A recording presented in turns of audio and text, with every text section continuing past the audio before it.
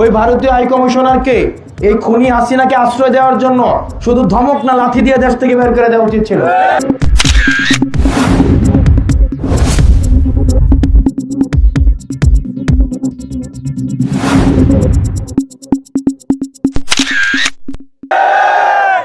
আপনি আমার দেশের সন্ত্রাসকে আপনি পেলে পুষে বড় করবেন, তাদেরকে ট্রেনিং দিবেন, তাদেরকে অর্থ দিবেন। অন্তত 30,000 আওয়ামী লীগ কর্মী আছে পাসপোর্ট এবং ভিসা ছাড়া ভারত আশ্রয় দিয়ে রাখছে, রাখে নাই? তো আপনি আমার দেশের সন্ত্রাস আপনি পালবেন, বাংলাদেশকে আপনি ডিস্টেবিলাইজ করবেন, আর আমি আপনার সাথে বন্ধুত্বপূর্ণ সম্পর্ক রাখবো, এত ঠেকা পড়ে নাই। এই ভারতের যে সন্ত্রাসগুলো কদিন পরে পরে আমাদের দেশে ছেড়ে দেয়, ছাড়ছে কি না? ছাড়ছে না? বাংলাদেশের সন্ত্রাসগুলো ভারত আবার পাহারা দেয়, ট্রেনিং দেয়, অর্থ দেয়, দিয়ে বাংলাদেশে কদিন পর ছাড়ে। আমাদের দেশে এসে দুষ্কর্ম করে না, তাদেরকে বারবার করে বলা হয়েছে, শুনে না।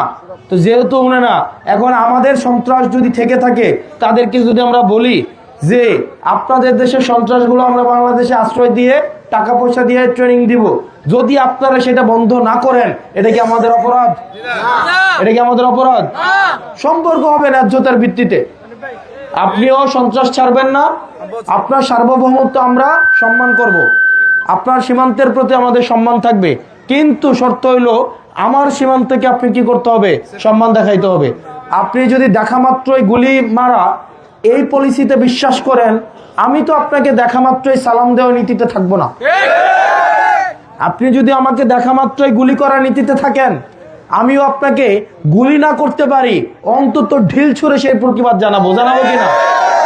এবার দেখেন, আমাদেরকে নাটক, সিনেমা, কালচারালি বাসায় বাসায় ডিসেন্টিনা ঢুকায়া, এই ভারতীয় সংস্কৃতি ঢুকায়া আমাদেরকে এটা বুঝাইছে যে আমাদেরকে ভারতের উপরে সবসময় নির্ভর হয়ে থাকতে হবে, বুঝায় নাই?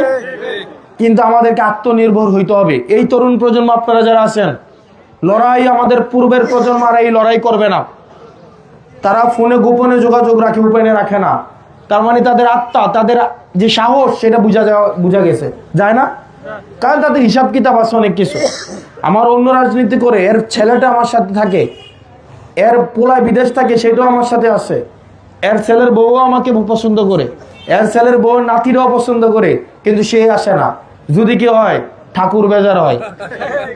তো এই ঠাকুর বেজার হয় দেখে এলাকার লোক আসে না। কারা? মুরব্বী যারা আছে। একইভাবে ইন্ডিয়া নামে একটা ঠাকুর আছে, এটা বেজার হবে বলে আমাদের দেশের অনেক রাজনীতিবিদ মুখে তালা দিয়ে রাখে। আমরা কি আর তালা দিয়ে রাখবো? এই তরুণ প্রজন্ম কি আর তালা দিয়ে রাখবে? এই মাটি কাদের? আমাদের নাকি ভারতের? এই মাটি আমাদের, স্বাধীনতা আমাদের, সার্বভৌমত্ব আমাদের। সম্পর্ক হয় ন্যায্যতার ভিত্তিতে। আওয়ামী লীগের সময় ভারত এবং বাংলাদেশের সম্পর্ক ছিল স্বামী এবং স্ত্রীর সম্পর্ক, ছিল কিনা? ছিল কিনা? এখন ভারত এটাকে মাইনা উঠতে পারতেছে না যে হঠাৎ করে তাদের মুখোমুখি আমরা দাঁড়াইছি। সম্পর্ক হবে ন্যায্যতার ভিত্তিতে। আপনি আমাকে সম্মান দিবেন, আমি আপনাকে সম্মান দিব। আপনি আমাকে গুলি তাক করবেন, আমি গুলি তাক না করতে পারি, আপনাকে আমি ঢিল ছুড়বো, তাই না?